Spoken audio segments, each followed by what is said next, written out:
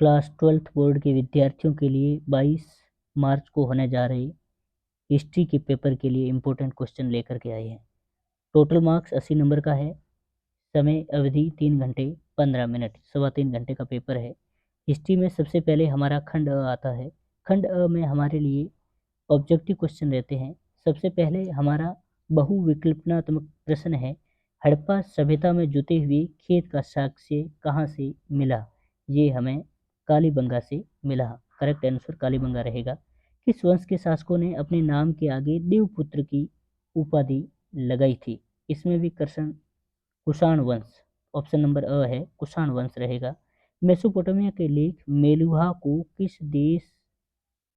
किसका देश कहते हैं? मेसोपोटामिया के लेख मेलुहा को किसका देश कहते हैं? इसमें करेक्ट आंसर आपके रहेगा नाविकों का देश कहते हैं। दसपुर किस नगर का प्राचीन नाम था? दसपुर किस नगर का प्राचीन नाम था? इसका करेक्ट आंसर रहेगा मंदसौर। जॉन मार्शल ने सांची पर लिखे अपने महत्वपूर्ण ग्रंथों को किसे समर्पित किया? ये बहुत इंपॉर्टेंट क्वेश्चन है, एग्जाम में आने का 100% चांस बनता है। इसके लिए करेक्ट ऑप्शन रहेगा ऑप्शन नंबर बी, सुल्तान जहां बेगम। रिहिला नामक यात्रा वृतांत किस विदेशी यात्री ने लिखा है? इसका करेक्ट आंसर रहेगा ऑप्शन नंबर ब, इब्न बतूता। अगला हमारे छठा प्रश्न है ऑब्जेक्टिव, तवरम। तवरम क्या था? तवरम जो दक्षिण भारत में प्रचलित भोज्य पदार्थ था, एक खाद्य पदार्थ था। आठवां प्रश्न है, उल्टी बांसी रचनाओं का संबंध किससे रहा है? उल्टी बांसी रचनाओं का संबंध कबीर से रहा है, जिन्होंने बीजक। नेक्स्ट क्वेश्चन है हमारा, हम्पी के भग्नावशेष किस पुराविद के द्वारा प्रकाश में लाए गए थे? हम्पी विजयनगर के भग्नावशेष किस पुराविद के द्वारा प्रकाश में लाए गए थे? इसका करेक्ट आंसर रहेगा कालीन मैकेंजी के द्वारा। विजयनगर साम्राज्य की स्थापना कब हुई थी? विजयनगर साम्राज्य की स्थापना 1336 में हरिहर बुक्का के द्वारा की गई थी। नेक्स्ट प्रश्न है, मुगल काल में जिन्स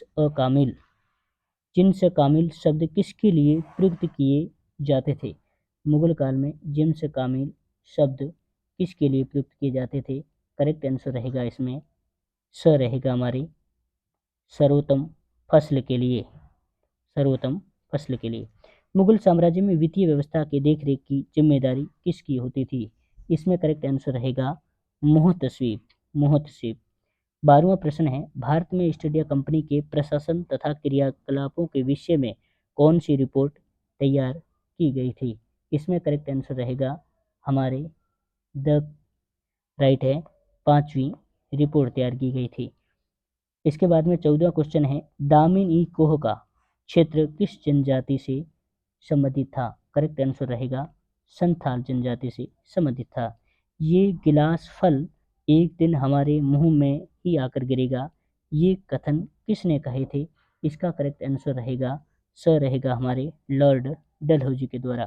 किस इतिहासकार ने सांची को वृक्ष और सर्प पूजा का केंद्र माना है? किस इतिहास ने सांची जो बौद्ध स्तूप उत्तर प्रदेश के विदिशा नगर में स्थित है, उसको वृक्ष और सर्प पूजा का केंद्र माना था? इसका करेक्ट आंसर रहेगा हमारे स ऑप्शन है, जेम्स फर्गुसन ने। नेक्स्ट क्वेश्चन है, जिन्ना ने प्रत्यक्ष कार्यवाही दिवस के रूप में कौन सा दिन तय किया था? इसका करेक्ट आंसर रहेगा हमारे ऑप्शन नंबर ब रहेगा 16 अगस्त 1946 को। अगला नेक्स्ट क्वेश्चन है हमारा, 1942 के भारत छोड़ो आंदोलन के अंतर्गत कहां पर स्वतंत्र सरकार की स्थापना नहीं हुई थी? प्रश्न में नेगेटिव पूछा गया है कि भारत छोड़ो आंदोलन 1942 को हुआ, उसके अंतर्गत कहां स्वतंत्र सरकार की स्थापना नहीं हुई थी? करेक्ट आंसर पंजाब रहेगा। सतारा में हुई, तामलुक में हुई, बलिया में हुई, लेकिन पंजाब में नहीं हुई थी। नेक्स्ट क्वेश्चन है हमारा, इसमें हमें रिक्त स्थानों की पूर्ति करनी है। पहला है, बौद्ध और जैन धर्म के आरंभिक ग्रंथों में महाजनपद नाम से कितने राज्यों का उल्लेख मिलता है? 16 महाजनपदों का उल्लेख मिलता है। करेक्ट आंसर 16 रहेगा। नेक्स्ट क्वेश्चन है हमारा, राजाओं को उनके मातृ नाम से चिन्हित किया जाता था। सातवाहन, करेक्ट आंसर रहेगा सातवाहन जो राजा थे उनको मातृ नाम से यानी मातृ शतात्मक नाम से चिन्हित किया जाता था। नेक्स्ट क्वेश्चन है बुद्ध के प्रिय शिष्य जिनको हम बुद्ध के प्रिय शिष्य आनंद थे ने बुद्ध को समझाकर महिलाओं के संग में आने की अनुमति प्राप्त की। नेक्स्ट क्वेश्चन अल बरूनी ने अपनी कृति थी किताब उल हिंद। अल बरूनी की कृति है किताब उल हिंद, किस भाषा में लिखी गई है? इसका करेक्ट आंसर है अरबी भाषा में। ये बहुत इंपॉर्टेंट क्वेश्चन है इस बार बोर्ड में। जो किताब उल हिंद किसकी कृति है? अल बरूनी की है। अल बरूनी ने अरबी भाषा में कौन सी किताब लिखी? किताब उल हिंद को लिखा। नेक्स्ट क्वेश्चन अबुल फजल ने आईन अकबरी किसने लिखा है? अबुल फजल ने अकबर के शासन के कौन से वर्ष में पूरा किया था? इसका करेक्ट आंसर रहेगा 42वें वर्ष में। करेक्ट आंसर 42वें वर्ष में। ये बहुत इंपॉर्टेंट क्वेश्चन है, एग्जाम में इस तरीके से भी पूछा जा सकता है कि आईन अकबरी के लेखक कौन थे? अबुल फजल थे। अबुल फजल ने कौन सा ग्रंथ लिखा? आईन अकबरी। नेक्स्ट क्वेश्चन है इस्तमरारी बंदोबस्त, ये वर्ष 1793 ईस्वी में लागू किया गया था। नेक्स्ट अगला क्वेश्चन लेंगे हम। नेक्स्ट क्वेश्चन है हमारा अति लघुत्तमक प्रश्न को लेकर के है। अगर आप इस चैनल पर पहली बार आए हैं तो चैनल को लाइक शेयर और सब्सक्राइब के साथ कमेंट बॉक्स में जरूर लिखिएगा। नेक्स्ट क्वेश्चन है हमारा अति लघुत्तमक प्रश्न है हड़प्पा सभ्यता में फ्यांस क्या है? ये वेरी इंपॉर्टेंट क्वेश्चन है। फ्यांस का मतलब होता है कि यह घिसी हुई रेत या बालू, रंगीन और चिपचिपे पदार्थों के मिश्रण को पकाकर बनाए जाने वाले पात्र थे जिनका उपयोग सुगंधित पदार्थों और द्रव्यों को रखने के लिए किया जाता था। नेक्स्ट आंसर है मनुस्मृति का संकलन कब हुआ था? 200 ईसा पूर्व से लेकर के 200 ईस्वी सन के बीच में। नेक्स्ट है रेशम के बुनकरों की एक श्रेणी का वर्णन किस अभिलेख से प्राप्त हुआ है? वो मंदसौर मध्य प्रदेश का है, दसपुर अभिलेख में, यानी मंदसौर अभिलेख में। नेक्स्ट है फ्रांसवा बर्नियर भारत में कितने वर्ष रहा था? वो 12 साल तक रहा था, 1656 से लेके 1668 तक। मोहम्मद बिन तुगलक ने किस धर्मोपदेश के प्रवचन से खुश होकर उसे 1 लाख टके मुद्रा और 200 दान में दिए थे? ये है नसीरुद्दीन को। नेक्स्ट क्वेश्चन है भक्ति आंदोलन में अलवार स्त्री का नाम क्या था? अंडाल था। कर्नाटक की वीर शैव परंपरा और लिंगायत आंदोलन का नेतृत्व किसने किया था? बासुना ने। ये वेरी इंपॉर्टेंट क्वेश्चन है, एग्जाम में पूछे जाने का बहुत बड़ा रोल है। नेक्स्ट क्वेश्चन है मुगल साम्राज्य में ग्रामीण समुदाय के कितने घटक थे? 3 घटक, खेतीहर किसान, पंचायत और मुखिया। नेक्स्ट है दक्कन दंगा आयोग की रिपोर्ट बम्बई सरकार के आयोग ने ब्रिटिश पार्लियामेंट में किस वर्ष प्रस्तुत की? वो वर्ष है 1878 ईस्वी में। महात्मा गांधी ने दांडी यात्रा को कब शुरू किया था? 12 मार्च 1930 ईस्वी को। नेक्स्ट क्वेश्चन है 13 दिसंबर 1940 को संविधान सभा के समक्ष ओडिसी प्रस्ताव किसने पेश किया? पंडित जवाहरलाल नेहरू ने। अगला हमारा खंड आता है खंड ब। खंड ब में प्रश्न हमारा है मौर्य साम्राज्य के प्रमुख 3 राजनीतिक केंद्र कौन से थे? देखो प्रमुख एक तो पाटलिपुत्र, तक्षशिला, उज्जैनी, होयसाल, सुरनगिरी। लेकिन हमें इनमें राजनीतिक केंद्र की बात करें तो पाटलिपुत्र, तक्षशिला, उज्जैनी, होयसल और सुरनगिरी। अगला प्रश्न है मेगस्थनी जिनकी पुस्तक है इंडिका व रासायनिक गतिविधियों के संचालन के लिए उल्लेख की गई 6 उप समितियाँ थी। कौन कौन सी? विदेशी यात्री समिति, वाणिज्य समिति, शिल्पकला समिति, उद्योग समिति और जनसंख्या समिति। और नेक्स्ट रहेगी बहिर्विवाह पद्धति किसे कहते हैं? बहिर्विवाह पद्धति का मतलब अपने गोत्र से बाहर विवाह करने की प्रक्रिया को बहिर्विवाह पद्धति कहा जाता है। इसमें पिता का अहम कार्य कन्यादान करना होता है। नेक्स्ट हमारा क्वेश्चन है बर्नियर ने मुगल साम्राज्य को किस रूप में देखा था? बर्नियर ने मुगल साम्राज्य में सम्राट को संपूर्ण भूमि का स्वामी माना था, जो भूमि को अपने अमीरों के बीच में बांटता था, जिसके समाज एवं अर्थव्यवस्था पर हानिकारक प्रभाव पड़ते थे। इन्होंने राजा को कुर और भिखारियों का शासक बताया। इनके अनुसार शहर वायु प्रदूषण से ग्रसित था और खेत दलदल और झाड़ियों से परिपूर्ण थे। इस दौरान भू राजस्व की मांग बहुत अधिक थी। नेक्स्ट क्वेश्चन है विजयनगर साम्राज्य की अमर नायक प्रणाली के बारे में आप क्या जानते हैं? वेरी वेरी इंपॉर्टेंट क्वेश्चन है कि अमर नायकों को राजा को वर्ष में 1 बार भेंट भेजनी पड़ती थी। उन्हें अपनी स्वामी भक्ति प्रकट करने के लिए राज्य के दरबार में उपहारों सहित स्वयं उपस्थित होना पड़ता था। राजा समय समय पर उन्हें एक स्थान से दूसरे स्थान पर स्थानांतरित करते रहते थे। ये सेना के कमांडर होते थे। 17वीं शताब्दी में कई अमर नायकों ने अपने स्वतंत्र पर राज्य स्थापित कर लिए। नेक्स्ट क्वेश्चन है, विजय साम्राज्य के सभा मंडप के 2 लक्षण। छोटे क्वेश्चन के या बड़े क्वेश्चन के रूप में सभा मंडप के 2 लक्षण बताइए। देखिए, सभा मंडप एक ऊंचा मंच होता है। पास पास निश्चित दूरी पर लकड़ी के स्तंभों के लिए छेद बने हुए हैं। इन स्तंभों पर टिकी दूसरी मंजिल तक जाने के लिए सीढ़ियां बनी हुई थी। स्तंभों के एक दूसरे से बहुत पास पास होने से बहुत कम खुला स्थान शेष रहता था। इसी कारण ये स्पष्ट नहीं है यह मंडप किस प्रयोजन के लिए बनाया गया था। Next question very very important है कि मुगल काल में जमींदारों की समृद्धि की वजह उनकी विस्तृत व्यक्तिगत जमीन थी। मूल्यांकन करना है, क्योंकि जमींदार भारतीय जो ग्रामीण समाज में ऊंची हैसियत के स्वामी होते थे। भूमि के स्वामित्व के कारण यह वर्ग विशेष रूप में समृद्ध होता था, धनवान होता था। जमींदारों के अपने किले और सैनिक टुकड़ियां भी हुआ करती थी। राज्य के प्रतिनिधि के रूप में इन्हें कर वसूलने का भी अधिकार हुआ करता था। गांव की सामाजिक स्थिति में जमींदार सबसे शीर्ष स्थान पर होते थे, ऊंचे स्थान पर होते थे। जमींदारी बहुधा जो वंश है उनका प्रत्यक्ष रूप से आधारित होती थी और जमींदारी हासिल करने के कुछ अन्य तरीके भी थे। युद्ध के द्वारा, राज्य के आदेश से जंगल साफ करके नई बस्तियां बसाना और जमींदारियां खरीद करके। नेक्स्ट क्वेश्चन है हमारा, ईस्ट इंडिया कंपनी के एजेंट के रूप में बुकानन की भूमिका का परीक्षण कीजिए। ये वेरी वेरी इंपॉर्टेंट क्वेश्चन है कि बुकानन एक चिकित्सक था और इसकी भूमिका निम्न बिंदुओं में है। देखो, उसने ब्रिटिश ईस्ट इंडिया कंपनी के अधिकार वाली भूमि का विस्तृत सर्वेक्षण करके रिपोर्ट तैयार की थी। नेक्स्ट है, इसने संथालों और राजमहल की पहाड़ियों के बीच में जानकारी प्रदान की थी। उसके बाद में उसने राजस्व देने वाले स्रोतों का संरक्षण किया था। उसने मूल्यवान पत्थरों और खनिजों के बारे में जानकारी प्राप्त की थी। उसे लोहा एसक और अभ्रक ग्रेनाइट निक्षेप संबंधी जानकारी प्रदान की थी। नेक्स्ट क्वेश्चन है, अवध के विलय में अंग्रेजों की दिलचस्पी क्यों थी। ये वेरी वेरी इंपॉर्टेंट क्वेश्चन है कि अवध अधिग्रहण में ब्रिटिश शासन की रुचि में निम्न कारण थे। अवध पर कब्जे में अंग्रेजों की रुचि निरंतर बढ़ती जा रही थी, क्योंकि उन्हें यह प्रतीत होता था कि अवध की भूमि नील और कपास की खेती के लिए अति उत्तम है। अवध प्रदेश को उत्तरी भारत के एक बड़े बाजार के रूप में विकसित किया गया था। 1950 के दशक तक अंग्रेज देश के अधिकांश भाग पर नियंत्रण स्थापित कर चुके थे। महाराष्ट्र, दोराब, कर्नाटक, बंगाल, पंजाब सभी अंग्रेजों के नियंत्रण में थे। लगभग एक शताब्दी पूर्व प्रारंभ हुई क्षेत्रीय विस्तार की यह प्रक्रिया 1856 ईस्वी में अवध के अधिग्रहण के साथ पूर्ण होने वाली थी।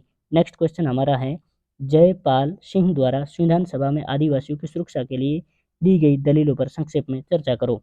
देखो, आदिवासी कबीले संख्या की दृष्टि से बहुत अल्पसंख्यक नहीं है, लेकिन उन्हें संरक्षण की जरूरत है। वे जहाँ भी रहते थे वहाँ से उन्हें बेदखल किया जाता था। उनको जंगले और चारा वंचित कर दिया गया और नए घरों की तलाश में भागने के लिए उन्हें मंजूर किया गया। से समाज उन्हें पिछड़ा और आदिम से मानते हुए हकारत की नज़रों से देखता था। नेक्स्ट क्वेश्चन है सहभाग में। देखो, यहाँ पर इंपॉर्टेंट क्वेश्चन है, आप स्वयं इसको पढ़कर एनालिसिस कर सकते हैं। ये वेरी वेरी इंपॉर्टेंट है कि हड़प्पा सभ्यता के नगर मोहनजोदड़ो की विशेषताओं का वर्णन कीजिए। वेरी वेरी इंपॉर्टेंट क्वेश्चन है। आप सब लोग यहीं से विशेषकर इन जो मैनेजमेंट टॉपिक पर एक नियोजित शहरी केंद्र था, सुदृढ़ जल निकास व्यवस्था थी, विस्तृत सड़क निर्माण, विशाल एवं सार्वजनिक स्नानागार और विशाल अनानगर, इनको विशेष आप ध्यान में रखते हुए स्क्रीनशॉट कर लीजिएगा। नेक्स्ट क्वेश्चन हमारा रहेगा कि हड़प्पा सभ्यता के पतन के अनेक कारण उत्तरदायी है।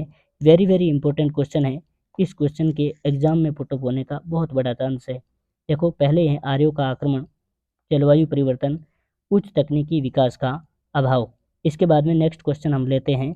नेक्स्ट क्वेश्चन हमारा रहेगा जल प्लावन अथवा बाढ़ की और वनों की कटाई, इन्हीं कारणों से। नेक्स्ट क्वेश्चन हमारा है, भक्ति आंदोलन में अलवार और नयनार, शैव और विष्णु भक्त, अलवार और नयनार परंपरा में अंतर क्या है। देखो, अलवार हैं वो विष्णु के उपासक थे, वैष्णववादी थे। अलवारों की संख्या 12 थी। जाति प्रथा, छुआछूत, कर्मकांड के विरोधी थे। उनका समय 5 से 10 शताब्दी के दौरान माना गया। इन्हें अलवर कल भी कहा गया। इन्हें भजन दिव्य प्रबंध नामक एकल खंड में संकलित है। अंडाल, नमलवार, कुलशेखरा, थुरुपन इसके प्रमुख संत थे। लेकिन बात करते हैं नयनार की। नयनार शिव भक्त थे। एक विशेष ध्यान रखना है, अलवार हैं वो विष्णु भक्त हैं और नयनार शिव भक्त हैं। देखो, शिव की उपासना की जाती थी, इन्हें शिववादी कहा गया। नयनारों की संख्या 63 है। और यहाँ पर आपके छोटी क्वेश्चन या ऑब्जेक्टिव के रूप में भी पूछा जा सकता है, अलवार किसके उपासक थे, विष्णु के, और विष्णु संतों की संख्या कितनी थी अलवारों की, 12 थी। नयनार शिव भक्त थे, इनकी संख्या कितनी थी? 63। ये जाति प्रथा तथा ब्राह्मण प्रभुता के विरोधी थे और इनका समय 6वीं से 8वीं शताब्दी के बीच माना जाता है। इसके भजन नम्बियादर नम्बी द्वारा तिरुमुराई नामक पुस्तिका में संकलित है। नीलकंठ, मेरुपोरुल, अमराजेदी, हरिपाथर, विरलडमीडा आदि प्रमुख संत थे। नेक्स्ट इसके 8वां क्वेश्चन है हमारे कि चिश्ती सिलसिले भारतीय भक्ति परंपरा की कई विशेषताओं को अपनाया था। वेरी वेरी इंपॉर्टेंट क्वेश्चन है, आप स्वयं देख लीजिएगा। चिश्ती खानकाह में जीवन कैसा रहा, खानकाह की लंगर व्यवस्था कैसी रही, आप सब लोग इसको स्क्रीनशॉट और अच्छे ध्यान से पढ़ लीजिए। स्थानीय परंपराएं तथा आध्यात्मिक उत्तराधिकारियों का चयन नेक्स्ट हमारे रहेगा। इसी का ही अगला, इसी में थोड़ा सा आंसर रहेगा कि चिश्ती उपासना के प्रमुख केंद्र और उपदेशक आप देख लीजिए। इनकी दरगाह अजमेर के राजस्थान में, दिल्ली में, अजोदन पाकिस्तान में, फिर दिल्ली और दिल्ली। इसी का इनका जो मृत्यु का समय कौन कौन से सूफी संत रहे, शेख मोइनुद्दीन चिश्ती, ख्वाजा कुतुबुद्दीन बख्तियार काकी, शेख फरीदुद्दीन गंज शक्कर, शेख निजामुद्दीन औलिया, शेख नसीरुद्दीन चिराग दहली। नेक्स्ट क्वेश्चन है हमारा, वेरी वेरी इंपॉर्टेंट क्वेश्चन है कि अंग्रेजों ने 1857 के विद्रोह को दबाने के लिए कौन कौन से कदम उठाए। देखो, जन विद्रोह के दमन हेतु ब्रिटिश सरकार के द्वारा की गई कार्रवाइयाँ, सबसे पहले नए नए कानूनों का निर्माण और उन्हें लागू करना। नेक्स्ट, दिल्ली पर नियंत्रण हेतु दो तरफा आक्रमण करना। आप स्वयं लोग पढ़ लीजिएगा समय को ध्यान में रखते हुए। तीसरा है विद्रोहियों में फूट डालने का प्रयास। चौथा, दहशत का प्रदर्शन। इसके बाद में हमारा नेक्स्ट हमारे 8वां क्वेश्चन रहा है, राष्ट्रवादी दृश्य कल्पना 1857 के संदर्भ में चर्चा करिए। देखो, राष्ट्रवादी दृश्य कल्पना के बारे में आप पढ़ सकते हैं। और अगला हमारा वेरी इंपॉर्टेंट क्वेश्चन रहता है वो संविधान सभा के प्रमुख सदस्यों की भूमिका का परीक्षण। देखो, इसको भी आप अच्छे ढंग से पढ़ लीजिए, क्योंकि संविधान निर्माण में महत्वपूर्ण भूमिका निभाने वाला जो त्रिगुट था, ये त्रिगुट है, ये इम्पोर्टेंट है। पंडित जवाहरलाल नेहरू, सरदार वल्लभ भाई पटेल और डॉक्टर राजेंद्र प्रसाद थे। किस प्रकार से पंडित जवाहरलाल नेहरू ने 13 दिसंबर 1946 को जो एक निर्णायक प्रस्ताव रहा था, इनको उद्देश्य प्रस्ताव कहा जाता है। ठीक, इसके बारे में आप स्वयं पढ़ लीजिएगा। नेक्स्ट क्वेश्चन है हमारा कि उन्हें सहारे की जरूरत है, उन्हें एक सीढ़ी चाहिए। ये जो एनजी रंगा के इस कथन का परीक्षण कीजिए, इनके बारे में बताइए। एनजी रंगा गरीब और दबले कुचले जो लोगों की अल्पसंख्यक माने जाते थे, इसके बारे में आप स्वयं इम्पोर्टेंट रूप से पढ़ लीजिएगा। नेक्स्ट क्वेश्चन हम लेते हैं। हमारा नेक्स्ट क्वेश्चन है वेरी वेरी इंपॉर्टेंट है खंड ड के लिए। बौद्ध धर्म में स्तूप संरचना को बताते हुए सांची के स्तूप पर स्वदेश के विदिशा नगर में स्थित हैं। जो सांची का स्तूप है, जो बौद्ध स्तूप है, महात्मा बुद्ध को लेकर के मध्य प्रदेश के विदिशा नगर में स्थित हैं। देखिए, इसके बारे में जो संस्कृत में जिनको टीला कहा जाता है, इसके बारे में आप अच्छे ढंग से पढ़ ले और इसका स्क्रीनशॉट भी साथ में ले लीजिएगा। वेरी इंपॉर्टेंट क्वेश्चन अगला रहेगा कि नई धार्मिक परंपराओं में महायान बौद्ध मत के विकास का विश्लेषण कीजिए। महायान बौद्ध परंपरा का विश्लेषण। चलिए, इसके साथ में आगे भी हमारे इस प्रश्न का आंसर रहेगा। नेक्स्ट क्वेश्चन है गोलमेज सम्मेलन। वेरी वेरी इंपॉर्टेंट क्वेश्चन है कि प्रथम गोलमेज सम्मेलन, द्वितीय गोलमेज सम्मेलन, इनके बारे में परीक्षा में प्रश्न पूछे जाने की बड़ी संभावना है। या आपको सिर्फ प्रथम गोलमेज सम्मेलन के बारे में भी पूछा जा सकता है, द्वितीय गोलमेज सम्मेलन के बारे में भी पूछा जा सकता है, और विशेषकर तृतीय गोलमेज सम्मेलन के बारे में भी पूछा जा सकता है। ये वेरी वेरी इंपॉर्टेंट क्वेश्चन है। अगला है भारत की स्वतंत्रता आंदोलन में महात्मा गांधी का योगदान। ये भी भारत के जो राष्ट्रपिता रहे, उनके बारे में। ठीक है, उसके बाद में उन्होंने देश हित के लिए सर्वस्व न्यौछावर कर दिया, अहिंसात्मक आंदोलन चलाए, देश को सत्याग्रह और अहिंसा रूपी हथियार प्रदान करवाए। ठीक, उनके दो ही प्रमुख हथियार थे, एक तो सत्याग्रह, तो दूसरा अहिंसा का पालन करना। चौथा, विशेषकर उन्होंने भारतीय राष्ट्रवाद को समाज के सभी वर्गों को जोड़ने का प्रयास किया। समाज सुधारक थे और हिंदू मुस्लिम एकता के समर्थक माने जाते थे। नेक्स्ट हमारा लास्ट क्वेश्चन रहेगा, जिसमें हमें विशेषकर जो भारत के मानचित्र में दर्शाने के लिए यहाँ पर कुछ स्थान दिए गए हैं। पहला है लोथल जो गुजरात का, कलिंग उड़ीसा का, सांची मध्य प्रदेश का, कनौज और पुहार को दर्शाना है। यहाँ पर आप देख रहे हैं कनौज को, इधर सांची को, लोथल को गुजरात में दर्शाया गया, पुहार को और इधर कलिंग को उड़ीसा में दर्शाया गया है।